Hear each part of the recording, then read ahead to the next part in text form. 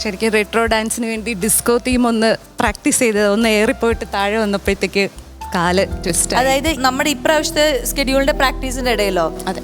ഓ, അപ്പോ എന്താണ് നമ്മളുടെ ഇനി ബാക്കിയുള്ള കോമ്പറ്റീഷൻസ് ഒക്കെ എങ്ങനെ ചെയ്യും? ഞാൻ ഇതിനു വേണ്ടി മാത്രമാണ് ഓസ്ട്രേലിയയിൽ നിന്ന് വന്നത്. അപ്പോൾ ഇനി എന്തൊക്കെ പറ്റിയാലും ഇനി ഇരുന്നോ കടന്നായാലും ഞാൻ കളിച്ചിട്ടേ പോകും. അത് നല്ലൊരു സ്പിരിറ്റ് ആണ്.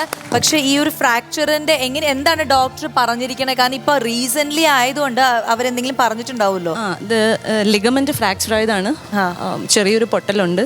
ഓക്കെ. അപ്പം തേഴ്സ്ഡേയിലാണ് സംഭവിച്ചത്, ലാസ്റ്റ് വീക്ക്.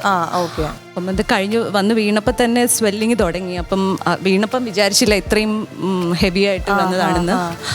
അപ്പം സ്വെല്ലിങ് തുടങ്ങിയപ്പം ഇപ്പം തന്നെ ഹോസ്പിറ്റലിൽ കൊണ്ടുപോയപ്പോൾ തന്നെ പറഞ്ഞു, എക്സ്റേ എടുത്തപ്പോൾ തന്നെ കാണിച്ചു അതിനകത്ത് ഇച്ചിരി ഫ്രാക്ചർ ഉണ്ട്. 3 weeks കംപ്ലീറ്റ് ബെഡ് റെസ്റ്റ് വേണമെന്ന് പറഞ്ഞു.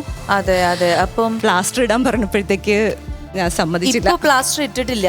ഇല്ല, അവർ പ്ലാസ്റ്റർ ഇടാൻ തന്നെയാ പറഞ്ഞു. അപ്പം പ്ലാസ്റ്റർ ഇട്ട് കഴിഞ്ഞാൽ പിന്നെ 3 ആഴ്ച എനിക്ക് ഇങ്ങനെ ഇരിക്കുമല്ലോ. ഞാനിങ്ങനെ ഒത്തിരി ഇമോഷനായി ഡോക്ടറിൻ്റെ അടുത്ത്. ഞാൻ ഇതിന് വേണ്ടിയിട്ടാണ് വന്നത്, അപ്പോൾ എനിക്കിത് പെർഫോം ചെയ്തേ പറ്റുള്ളൂ.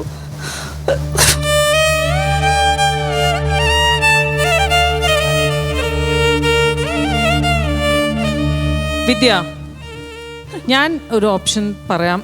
I would say personally don't quit.